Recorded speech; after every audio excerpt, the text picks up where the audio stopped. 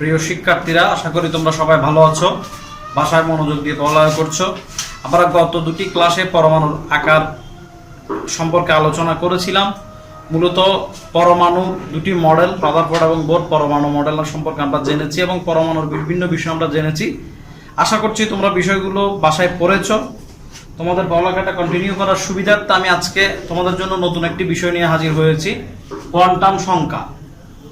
তোমরা সকলেই জানো পরমাণুর শক্তি স্তরের আকার আকৃতি সম্পর্কে ধারণা এবং এই যে পরমাণুর শক্তি স্তরের মধ্যে যে ইলেকট্রনগুলো অবস্থান করে সেই ইলেকট্রনগুলোর ত্রিমাত্রিক দিক বিন্যাস এবং ঘূর্ণন প্রকাশ করার জন্য এই কোয়ান্টাম সংখ্যাটা মূলত ব্যবহার করা হয়। তাহলে প্রথমে আমরা একটু জেনে নিই কোয়ান্টাম সংখ্যা বলতে আমরা কি বুঝি। যে সকল সংখ্যা দ্বারা পরমাণুর শক্তি স্তরের আকার আকৃতি ত্রিমাত্রিক দিক বিন্যাস এবং ঘূর্ণন প্রকাশ করা হয় তাদেরকে কোয়ান্টাম সংখ্যা বা কোয়ান্টাম নাম্বার বলা হয়। আমরা প্রথমে যে বিষয়গুলো চারটা বিষয় উল্লেখ করেছি, প্রথম হলো আকার আকৃতি ত্রিমাত্রিক দিক বিন্যাস এবং ঘূর্ণন। এই চারটি বিষয়ের উপর ভিত্তি করে এই কোয়ান্টাম সংখ্যাকে চারটি ভাগে ভাগ করা হয়। প্রথমত প্রধান কোয়ান্টাম সংখ্যা, যেটাকে আমরা স্মল এন দিয়ে প্রকাশ করছি, যেটা দিয়ে পরমাণুর শক্তি স্তরের আকার প্রকাশ করা হয়। আমি ছোট ছোট নোট আকারে লিখে রেখেছি যাতে তোমাদের মনে রাখতে সুবিধা হয়। সহকারী কোয়ান্টাম সংখ্যা, যেটাকে স্মল এল দিয়ে প্রকাশ করা হচ্ছে, যেটা দিয়ে আমরা পরমাণুর শক্তি স্তরের আকৃতি সম্পর্কে ধারণা পাই। অর্থাৎ পরমাণুর বৃত্তাকার কক্ষপথটা হচ্ছে আকার। এই বৃত্তাকার কক্ষপথের মধ্যে যে স্থানগুলোতে ইলেকট্রনগুলো অবস্থান করছে তাদের আকৃতি কিরকম হবে সেই সম্পর্কে আমরা ধারণা পাই সহকারী কোয়ান্টাম সংখ্যা থেকে। অর্থাৎ আমরা প্রধান কোয়ান্টাম সংখ্যা থেকে মূলত ধারণা পাই শক্তি স্তর বা অরবিটের, আর সহকারী কোয়ান্টাম সংখ্যা থেকে আমরা ধারণাটা পাচ্ছি অরবিটাল বা উপশক্তি স্তরে। অরবিটাল কাকে বলে সেটা আমরা গত ক্লাসে পড়েছিলাম। পরমাণু শক্তি স্তরের যে জায়গায় ইলেকট্রন ম্যাগকে খুঁজে পাওয়ার সম্ভাবনা সর্বাধিক এবং তা 90 থেকে 95% তাকে উপশক্তি স্তর বা অরবিটাল বলা হয়। সেই অরবিটাল সম্পর্কে সম্মুখ ধারণাটা আমরা পাবো সহকারী কোয়ান্টাম সংখ্যার সাহায্যে। পরে আসি আমরা চুম্বকীয় কোয়ান্টাম সংখ্যা, যেটাকে আমরা স্মল এম দিয়ে প্রকাশ করে থাকি। আমরা জানি পরমাণুতে যখন আমরা বৈদ্যুতিক ক্ষেত্রের প্রভাব পরিলক্ষিত করব তখন চুম্বক ক্ষেত্রের প্রভাব পরিলক্ষিত হয়। এটার উপর ভিত্তি করে পরমাণুর চুম্বকীয় কোয়ান্টাম সংখ্যা সম্পর্কে আমরা ধারণাটা নিতে পারি। অর্থাৎ একটা পরমাণুতে শক্তি স্তরের মধ্যে শক্তি স্তরের উপশক্তি স্তরগুলোর মধ্যে যে ইলেকট্রনগুলো অবস্থান করে সেই ইলেকট্রনগুলো কিভাবে অবস্থান করে আমরা জানি 3 ডাইমেনশনাল এক্স ওয়াই জেড অক্ষর কথা আমরা সকলেই জানি। এই এক্স ওয়াই জেড অক্ষ বরাবর কিভাবে ইলেকট্রনগুলো অবস্থান করে সেই বিষয় সম্পর্কে ধারণা মূলত আমরা চুম্বকীয় কোয়ান্টাম সংখ্যার সাথে পেয়ে থাকি। এরপর আসি আমরা ঘূর্ণন প্রকাশক কোয়ান্টাম সংখ্যা। এই সংখ্যাটা দিয়ে পরমাণুর একটি অরবিটালের মধ্যে, আমি আবার বলছি, পরমাণুর একটি অরবিটালের মধ্যে সর্বোচ্চ 2টি ইলেকট্রন অবস্থান করতে পারে। ওই 2টি ইলেকট্রন কোন মুখী হয়ে অবস্থান করবে তা বোঝানোর জন্য ঘূর্ণন প্রকাশক কোয়ান্টাম সংখ্যা, যেটাকে আমরা স্মল এস দিয়ে প্রকাশ করছি, অর্থাৎ স্পিন কোয়ান্টাম সংখ্যা। এখানে আমরা দেখতে পাচ্ছি আমি দুইটা বিষয় উল্লেখ করেছি, একটা হলো প্লাস হাফ আর একটা হলো মাইনাস হাফ। যখন ইলেকট্রনটা ঘড়ির কাঁটার দিকে অবস্থান করবে বা ঘড়ির কাঁটার দিকে ঘুরবে তখন চুম্বকীয় কোয়ান্টাম সংখ্যার মান হবে প্লাস হাফ, আর যখন ইলেকট্রন ঘড়ির কাঁটার বিপরীতমুখী হয়ে অবস্থান করবে তখন সেটাকে আমরা মাইনাস হাফ দিয়ে প্রকাশ করব। আমরা সুবিধার্থে দেখতে পারি দুটি ইলেকট্রন যদি একটা অরবিটালের মধ্যে থেকে থাকে, একটা ইলেকট্রন যদি এভাবে অবস্থান করে আর একটা ইলেকট্রন এভাবে অবস্থান করবে, অর্থাৎ একটা ইলেকট্রনের মুখ যদি ঘড়ির কাঁটার দিকে হয় আর একটা ইলেকট্রনের মুখ ঘড়ির কাঁটার বিপরীত দিকে হবে। এই বিষয়গুলো থেকে আমরা বুঝতে পারবো কখন চুম্বকীয় কখন স্পিন কোয়ান্টাম সংখ্যা এস এর মান প্লাস হাফ হবে, কখন মাইনাস হাফ হবে। এই বিষয়গুলো সম্পর্কে আমরা ধারণা পাই। এন দিয়ে প্রধান কোয়ান্টাম সংখ্যার প্রথম মানটা, অর্থাৎ প্রধান শক্তি স্তরের কথা আমরা বলছি।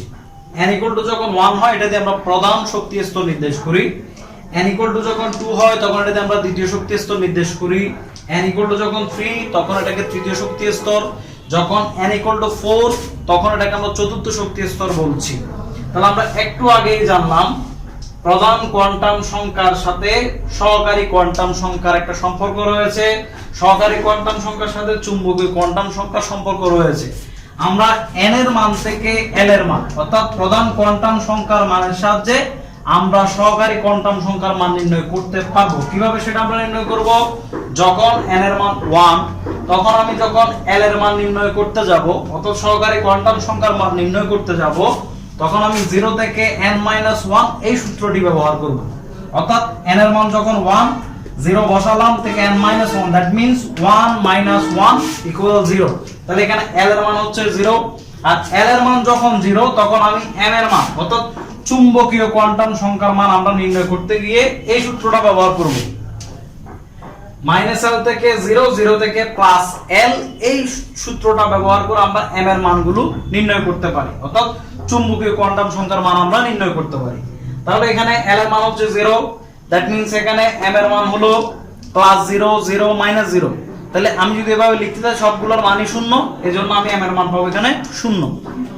অর্থাৎ প্রধান কোয়ান্টাম সংখ্যা জন্য l এর মান হচ্ছে 1টি, অর্থাৎ প্রধান শক্তি স্তরের উপশক্তি স্তর হলো 1টি, উপশক্তি স্তর হলো 1টি, যেটাকে আমরা s দিয়ে প্রকাশ করছি, যেটাকে আমরা s দিয়ে প্রকাশ করি।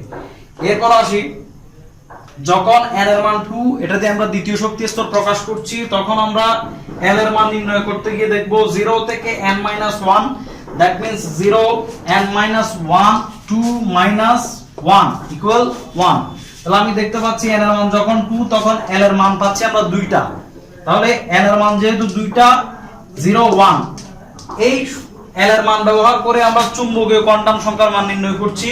চুম্বকীয় কোয়ান্টাম সংখ্যার মান প্রথমে এখানে 1 ছিল, এজন্য -1, 0, +1, তিনটা মান আমরা পেলাম m এর। অর্থাৎ দ্বিতীয় কোয়ান্টাম বা প্রধান কোয়ান্টাম সংখ্যার সাহায্যে দ্বিতীয় শক্তি স্তর নির্দেশ করতে গিয়ে আমরা দেখলাম দ্বিতীয় শক্তি স্তরের জন্য l এর মান হচ্ছে 2টি, অর্থাৎ দ্বিতীয় শক্তি স্তরের উপশক্তি স্তর হলো 2টি, s এবং p। আর আমরা দেখতে পাচ্ছি s এর জন্য আমরা অক্ষ পেয়েছি, অর্থাৎ m এর মান পেয়েছি 1টা, আর p এর জন্য আমরা মান পেয়েছি 3টা। এটাকে আমরা px, py এবং pz দিয়ে প্রকাশ করে থাকি। এবার আসি, n এর মান যখন 3, এটাকে আমরা তৃতীয় শক্তি স্তর বলি। এই তৃতীয় শক্তি স্তরের জন্য আমাদের l এর মান আসে 3টা। 0 থেকে n-1 এই সূত্রটা ব্যবহার করলে 0, n-1 আগে 1 ছিল, যেহেতু থেকে লিখছি তাহলে আমাকে আগের মানগুলো লিখে যেতে হবে। 0, 1, 3 - 1 = 2। অর্থাৎ আমরা তৃতীয় শক্তি স্তরের জন্য উপশক্তি স্তর অর্থাৎ অরবিটাল সংখ্যা পেলাম 3টি, s, p এবং d, s, p এবং d। এক্ষেত্রে আমরা d এর জন্য m এর মান পাচ্ছি 5টা, -2, -1, 0, 2, 0, 1, 2। তাহলে আমরা 5টা মান পেলাম। আমরা জানি d কে 5টি অঙ্কে ভাগ করা যায়, dxy, dyz, dzx, dx² - y², dz²। একইভাবে আমরা n এর মান যখন 4, এটাকে চতুর্থ শক্তি স্তর হিসাব করি, তাহলে এই চতুর্থ শক্তি স্তরের জন্য আমরা l এর মান পাচ্ছি 4টি, 0, 1, 2, 3। এই সূত্রটা ব্যবহার করলে 0, 1, 2, 3। তাহলে এক্ষেত্রে আমরা পাই চতুর্থ শক্তি স্তরের 4টি উপশক্তি স্তর, s, p, d, f। আর এখানে আমরা f এর জন্য 7টা অক্ষ পাই। এতটুকু আমরা বিস্তারিত না জানলেও চলবে, মোটামুটি আমরা এতটুকুতে সীমাবদ্ধ থেকে আমাদের বিষয়গুলো যাতে মনে রাখতে সুবিধা হয় এভাবে মনে রাখবো। এখন দেখি, আমাদের যে প্রধান কোয়ান্টাম সংখ্যার জন্য একটি আমরা অরবিটাল পেয়েছি s, দ্বিতীয় শক্তি স্তরের জন্য 2টি অরবিটাল পেয়েছি s এবং p, তৃতীয় শক্তি স্তরের জন্য 3টি অরবিটাল পেয়েছি s, p, d, চতুর্থ শক্তি স্তরের জন্য পেলাম 4টি s, p, d, f। এগুলোর নামগুলো আমি একটু বলে দিচ্ছি তোমাদের মনে রাখার সুবিধার্থে। s দিয়ে শার্প, p দিয়ে প্রিন্সিপাল, d দিয়ে ডিফিউজ, f দিয়ে ফান্ডামেন্টাল। এই নামগুলো আমরা একটু মনে রাখবো। এই 4টা অরবিটাল আমরা পেয়ে থাকি। এখন এই যে আমরা শক্তি স্তরের কথা বললাম, উপশক্তি স্তরের কথা বললাম, অর্থাৎ এই শক্তি স্তরে ইলেকট্রন অবস্থান করে। এই শক্তি স্তরের উপশক্তি স্তরগুলোতে ইলেকট্রন ম্যাগ আকারে অবস্থান করবে। এদের অবস্থানগুলো নির্ণয় কিভাবে করব এবং এই অরবিট এবং অরবিটালের মধ্যে ইলেকট্রনগুলো কিভাবে অবস্থান করে, কয়টি করে সর্বোচ্চ ইলেকট্রন থাকতে পারবে সে সম্পর্কে আমরা একটু ধারণা নিব। আমরা জানি কোন একটি শক্তি স্তরের সর্বোচ্চ ইলেকট্রন ধারণ ক্ষমতা নির্ণয় করার জন্য একটি সূত্র রয়েছে 2n²। যদি আমরা 2n² সূত্রটি ব্যবহার করি তাহলে প্রথম শক্তি স্তরের জন্য n এর মান যেহেতু 1, তাহলে আমরা এখানে যদি ব্যবহার করি 2 × 1², দ্যাট মিন্স প্রথম শক্তি স্তরের জন্য আমরা দেখতে পাবো সর্বোচ্চ ইলেকট্রন ধারণ ক্ষমতা হচ্ছে 2। এভাবে আমরা দ্বিতীয় শক্তি স্তরের জন্য ইলেকট্রন ধারণ ক্ষমতা দেখতে পাচ্ছি 2 × 2², অর্থাৎ 4 × 2, দ্যাট মিন্স এখানে 8টি ইলেকট্রন অবস্থান করতে পারবে।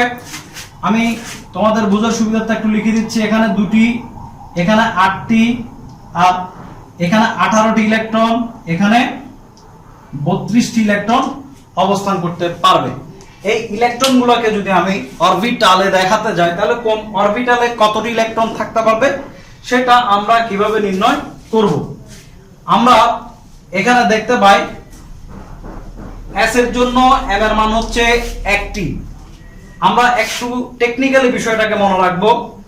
m এর মান যত তাকে 2 দিয়ে গুণ করে যা পাবো সেটাই হচ্ছে ওই অরবিটালের জন্য ইলেকট্রন ধারণ ক্ষমতা। আমি দেখতে পাচ্ছি এখানে m এর মান হচ্ছে 1টা, তাহলে 1 × 2, তাহলে হলো 2 × 2। আমি এখানে s এর জন্য সর্বোচ্চ ইলেকট্রন ধারণ ক্ষমতা পেলাম 2, অর্থাৎ প্রত্যেকটা ক্ষেত্রে s এর সর্বোচ্চ 2টা করে ইলেকট্রন অবস্থান করতে পারবে। এরপরে দ্বিতীয় উপশক্তি স্তর বা অরবিটালের জন্য আমি p এর 3টা মান পেয়েছি, px, py এবং pz, 3টা মান। এই 3টা মান, অর্থাৎ 3টা মান যেহেতু পেয়েছি এটা যদি আমি 2 দিয়ে গুণ করি তাহলে 3 × 2 সমান হচ্ছে 6, অর্থাৎ p তে সর্বোচ্চ 6টি ইলেকট্রন অবস্থান করতে পারে।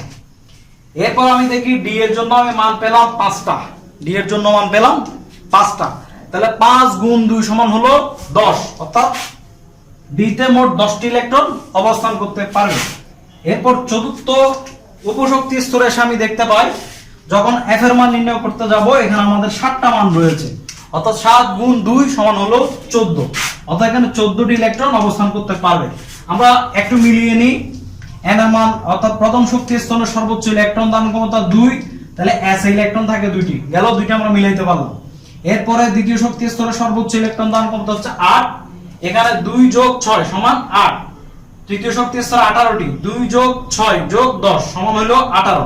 এরপর আমি চতুর্থ শক্তি স্তরে 32টি ইলেকট্রন দেখতে পাচ্ছি, তার মধ্যে s এর মধ্যে রয়েছে 2টি, p এর মধ্যে 6টি, d এর মধ্যে 10টি, f এর মধ্যে 14টি। আমরা যদি যোগ করি তাহলে মোট ইলেকট্রন সংখ্যা হবে 32টি। অর্থাৎ এভাবে আমরা মূলত শক্তি স্তরগুলোর মধ্যে যে উপশক্তি স্তরের কথা বলছি, যে উপশক্তি স্তরগুলোতে ইলেকট্রন ম্যাগগুলো অবস্থান করে, সেই উপশক্তি স্তরগুলোতে কোন স্তর গিয়ে কতটি ইলেকট্রন অবস্থান করতে পারবে সেটা সম্পর্কে স্পষ্ট একটা ধারণা আমরা এখান থেকে পাই।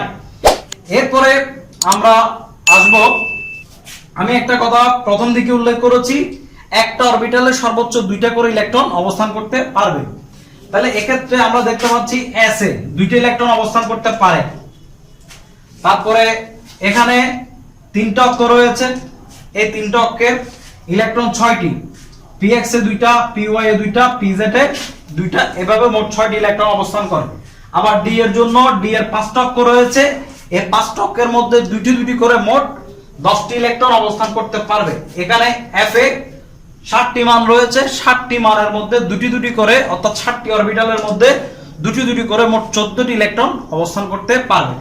আমরা এভাবে কোন অরবিটালের মধ্যে কতটি ইলেকট্রন অবস্থান করবে এবং অরবিটালগুলোর যে অ্যাক্সিস বা অক্ষগুলো রয়েছে আমরা ত্রিমাত্রিক দিক বিন্যাসে দেখব যে অক্ষগুলো তাদেরকে ভাগ করা যাবে, ওই অক্ষগুলোতে প্রত্যেকটাতে, অর্থাৎ প্রত্যেকটা অরবিটালে তখন 2টা করে ইলেকট্রন অবস্থান করতে পারবে, তার চেয়ে ইলেকট্রন বেশি অবস্থান করতে পারবে না। প্রিয় শিক্ষার্থীরা, আজকে আমরা কোয়ান্টাম সংখ্যা সম্পর্কে জানলাম। কোয়ান্টাম সংখ্যা বেসিসে কিভাবে আমরা প্রধান কোয়ান্টাম সংখ্যা, সহকারী কোয়ান্টাম সংখ্যা এবং চুম্বকীয় কোয়ান্টাম সংখ্যা, ঘূর্ণন কোয়ান্টাম সংখ্যা ব্যবহার করে পরমাণুর মধ্যে যে ইলেকট্রন অবস্থান করে সেটা শক্তি স্তরে শক্তি স্তরের উপশক্তি স্তরে কোথায় অবস্থান করে, কতটি করে ইলেকট্রন অবস্থান করে সে সম্পর্কে আমরা ধারণা পেলাম। এখন এই বিষয়গুলোর উপর ভিত্তি করে আমরা পরবর্তী ক্লাসে জানবো কিভাবে আমরা ইলেকট্রন বিন্যাস করব। আমরা আগামী ক্লাসে আউফবাউ নীতি, হুন্ডের নীতি, এই যাবতীয় যে বিষয়গুলো রয়েছে এগুলো নিয়ে নেক্সট ক্লাসে আমরা আলোচনা করব। সবাই এ পর্যন্ত ভালো থাকো, ধন্যবাদ সবাইকে।